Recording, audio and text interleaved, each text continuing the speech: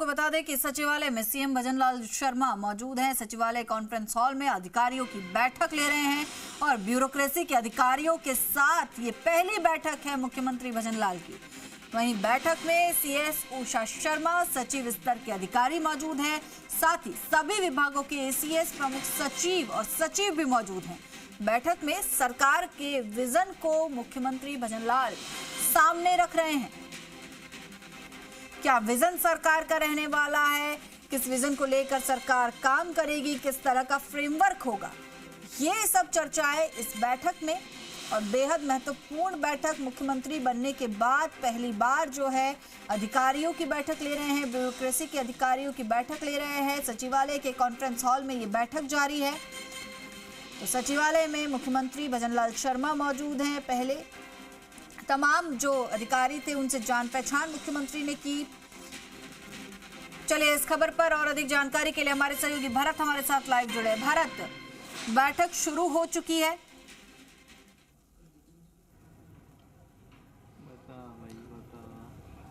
मुख्यमंत्री भजनलाल शर्मा सचिवालय में बैठक ले रहे हैं और अधिकारियों के साथ जो बैठक थी वो अब शुरू हो चुकी है। उनसे विभागवार वो प्रेजेंटेशन भी देख रहे हैं कि उसके विभाग में कौन कौन सी फ्लैगशिप योजनाएं हैं, जो आज किस हालत में है, कहां तक वो चल रही है और आगे जो सरकार का विजन है वो कैसे पूरा कर सकते हैं। इसी पर उनके साथ चर्चा है और इसी पर बातचीत करने के लिए हमारे साथ हमारे वरिष्ठ सहयोगी शशिमोहन शर्मा जी मौजूद हैं। उनसे बातचीत करते हैं। पहली बैठक है, कैसे देखते हैं, क्या डायरेक्शन हो सकते हैं अधिकारियों? देखिए भरत, सरकार ने अपनी मंशा 15 तारीख को ही साफ कर दी थी। जिस दिन मुख्यमंत्री पहली प्रेस ब्रीफिंग कर रहे थे उस दिन उन्होंने कह दिया था भ्रष्टाचार के प्रति जीरो टॉलरेंस होगी और साथ में जनहित का कोई काम नहीं रुकना चाहिए। तो जनहित सर्वोपरि की भावना के साथ में ही आज वो बैठक ले रहे हैं। अधिकारियों के साथ में ये उनकी पहली बैठक है। इसमें परिचयात्मक बैठक तो है ही, लेकिन साथ में अभी तक प्रदेश में कौन कौन सी प्रमुख योजनाएं चल रही हैं, किस तरीके से काम हो रहा है, आगे उस काम को कैसे रफ्तार देनी है, इस पर बातचीत होगी।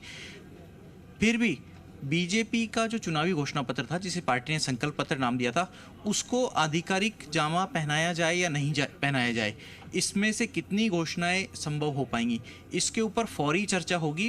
विस्तार में इस पर चर्चा इसलिए संभव नहीं हो सकती क्योंकि बड़ा घोषणा पत्र था, काफ़ी बिंदु थे इसके, और आधिकारिक जामा भी इसको आज की बैठक में नहीं पहनाया जा सकता क्योंकि उसके लिए कैबिनेट की बैठक होना जरूरी है और कैबिनेट की बैठक में उसको अगर मंजूरी की मोहर लगाई जाएगी तब वो एक सरकारी दस्तावेज बन सकेगा। हालांकि मुख्यमंत्री ने पहले ही ये साफ कर दिया है कि संकल्प पत्र के ऊपर काम होगा और जिस तरीके से जो एंटी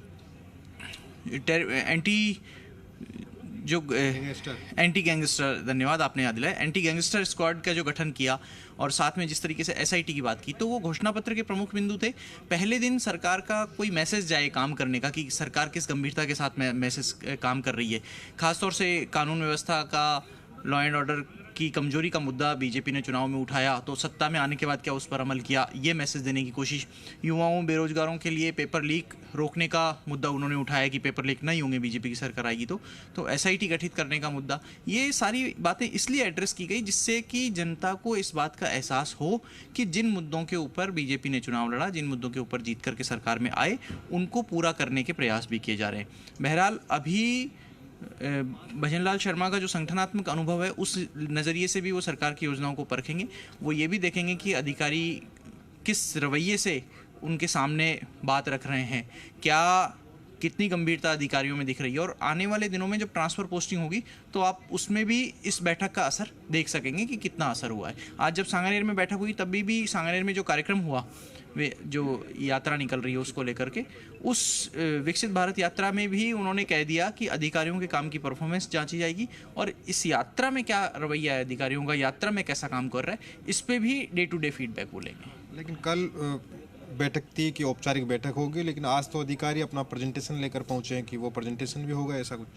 देखिए, सरकार के मुखिया हैं सीएम, तो ऐसी सूरत में जब सीएम बैठक लेते हैं तो अधिकारियों को पूरी प्रेजेंटेशन के साथ आना ही चाहिए।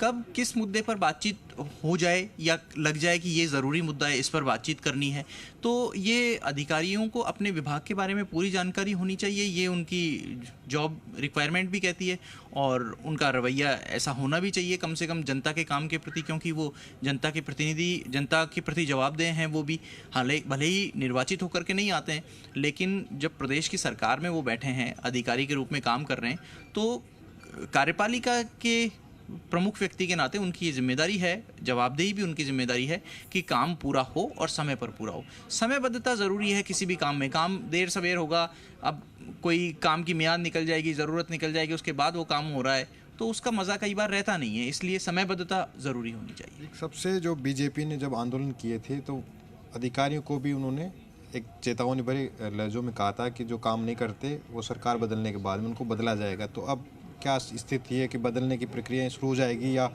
उन अधिकारियों को भी चिन्हित करने का काम शुरू हो गया है कि अब उनको महत्वपूर्ण भूमिका से हटाकर दूसरे अधिकारियों को दी जा सकती है? देखिए, भूमिका सरकार में कोई भी हो होती महत्वपूर्ण ही है। हाँ, ये बात सही है कि अधिकारियों को बदला जाएगा और वो चिन्हित पहले से हैं, लेकिन जब आज की बैठक हो रही है तो अगली बैठक जब ये होगी, सभी विभागों के एसीएस, प्रिंसिपल सेक्रेटरीज, डायरेक्टर जो हैं, विभागाध्यक्ष हैं, उसका स्वरूप आप अलग देखेंगे। तब जो आज चेहरे हैं वो चेहरे तो हो सकते हैं, लेकिन वो उसी कुर्सी पर बैठेंगे, उसी विभाग के प्रतिनिधि के नाते आएंगे, ये ज़रूरी नहीं है। इनमें से तकरीबन 90-95% चेहरे बदल चुके होंगे, एक दो चेहरों को छोड़ करके। हालांकि मुख्य सचिव उषा शर्मा भी अगली बैठक में होंगी, वो इसी भूमिका में होंगी क्योंकि उनके कार्यकाल के अभी 31 दिसंबर तक का समय बचा है। लेकिन उसके साथ सरकार को एक्सरसाइज करनी होगी नए मुख्य सचिव के चुनाव की। हालांकि मुख्य सचिव आने के साथ खुद भी फेरबदल करते हैं, तो ये भी हो सकता है कि जो भावी मुख्य सचिव हों उनसे पहले ही मुख्यमंत्री चर्चा कर लें, उसके बाद में फेरबदल करें कि आप अपनी मंशा के अनुरूप कैसे कैसे अधिकारी कहाँ लगाने चाहते हैं। क्योंकि ब्यूरोक्रेसी का जो मुखिया होता है और जो मुखिया बनने वाला होता है, एसीएस जो होते हैं, वो कमोबेश सारी मशीनरी को, सारे अधिकारियों के कामकाज की शैली को समझते हैं कि कौन कितना गंभीरता से काम करता है, कौन हल्के तौर पर काम करता है, कौन फौरी तौर पर चीज़ों को देखता है, कौन गंभीरता चीज़ों की उसकी डेप्थ में जाता है। तो अधिकारी अपने सबऑर्डिनेट्स की नब्ज़ समझते हैं और अपने साथी जो कैडर के ऑल इंडिया सर्विसेज के अधिकारी हैं उनको भी समझते हैं। तो उस हिसाब से पहले से भी बातचीत हो जाएगी। आने वाली जो बैठक होगी उसकी तस्वीर भी आप बदली हुई देखेंगे। एक सबसे महत्वपूर्ण है कि फाइनेंस की आज स्थिति खराब है, लगातार इस तरह की खबरें भी आ रही कि बजट गड़बड़ाए हुए है, सरकार की योजनाओं पर असर पड़ सकता है। तो उसको लेकर फाइनेंस के अधिकारियों के साथ लंबी बैठक हो सकती है। देखिए, जैसा हम दर्शकों को लगातार बता रहे हैं कि आगे वाली बैठक में बदली हुई तस्वीर होगी। हालांकि जो अखिल अरोड़ा हैं, एसीएस फाइनेंस हैं, वो पिछली सरकार में भी महत्वपूर्ण भूमिका में थे और अभी की स्थिति देखते हुए लगता नहीं है कि उनको बदला जाएगा, क्योंकि वो इस पूरे जो बजट की योजनाएं थी उनके रचनाकार वो माने जाते हैं। तो उनके रचनाकार अगर वो हैं, अगर कहीं पर खामी दिख रही है या समस्या आ रही है तो उनका समाधान भी उन्हीं को ढूंढना होगा। और जैसा हमें जानकारी मिली है, कुछ अधिकारी पिछले दिनों मुख्यमंत्री से मिलके आए हैं। प्रोटोकॉल में जब कॉल ऑन हुआ तो ऐसा भी बताया गया कि एक दूसरे राज्य के मुख्यमंत्री से फ़ोन आया सीएम भजनलाल शर्मा के पास में और उन्हें कहा गया कि अधिकारी को गंभीरता से सुने और वो अधिकारी उसी कुर्सी पर रहना चाहते हैं। ऐसे 2-3 अधिकारी हैं। लेकिन अखिल अरोड़ा या फाइनेंस की स्थिति की बात कर लें तो रेवेन्यू कलेक्शन भी बड़ी जिम्मेदारी है और साथ में खर्चों को कम करना भी बड़ी जिम्मेदारी होगी। फिर भी आप देखिए, जो पिछला बजट था प्रदेश का, उसकी घोषणाएं कौन कौन सी हो गई हैं, ज़्यादा कैसे क्रियान्वित हो जाएं, उसके ऊपर सरकार का क्या नज़रिया रहेगा, क्या इसमें पॉलिटिकल एंगल रहता है, ये भी देखने वाली बात होगी। लेकिन अखिल अरोड़ा के ऊपर बड़ी जिम्मेदारी इसलिए क्योंकि अगर वो उसके क्रिएटर, उसके रचनाकार हैं योजनाओं के और बजट के, तो उनका समाधान भी उन्हीं को देखना होगा। बजट कहाँ से निकालना है, क्या केंद्र की किसी योजना से बजट आ रहा है वो करना है, आने वाले बजट की तैयारी भी करनी है। और बजट अभी नहीं आएगा, अभी लेखानुदान लिया जाएगा, जून तक के खर्चों के लिए सरकार पैसा लेगी। जून में फिर से जब लोकसभा चुनाव हो जाएंगे, मई में नई सरकार का गठन हो जाएगा, उसके बाद जून में बजट आएगा और फिर वो अगली सरकार का फुल फ्लेज बजट होगा जिसमें पूरी इस बैठक पर आप नजर बनाए रखिएगा।